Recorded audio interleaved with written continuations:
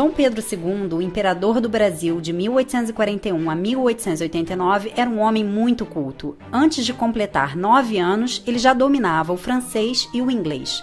Falava e lia com fluência também o italiano, o grego, o latim, e poucos sabem que ele também era exímio conhecedor do hebraico, que acabou se tornando seu idioma predileto.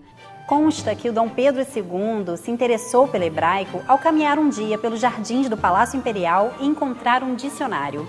Como ele era um homem muito erudito, resolveu ter aulas e se tornou fluente na língua. E essa habilidade em ler e escrever o hebraico com perfeição surpreendia os seus convidados judeus. Na ocasião, ele fez uma recepção a judeus da Alsácia e recebeu-os falando em hebraico. E ficou muito zangado porque eles não falavam nada de hebraico. Então ele disse: que judeus são vocês que não sabem a língua do seu povo? Essa história contada por Sônia Salles e muitas outras estão nesse livro escrito por ela, Dom Pedro II e seus amigos judeus. Lá você vai encontrar relatos e trechos de algumas cartas que ele escrevia para judeus do mundo todo e algumas imagens da época.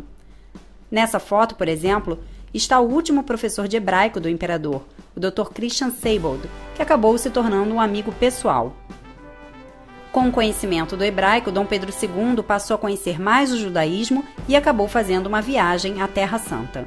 E em todo lugar que ele ia, ele procurava entrar nas sinagogas e ficava quietinho num canto, como se fosse uma figura simples. E todos se deslumbravam quando ele começava a falar em hebraico perfeitamente e era o imperador do Brasil. Ele também fazia traduções, fez versões de Camões para o hebraico e traduziu parte do Velho Testamento para o latim.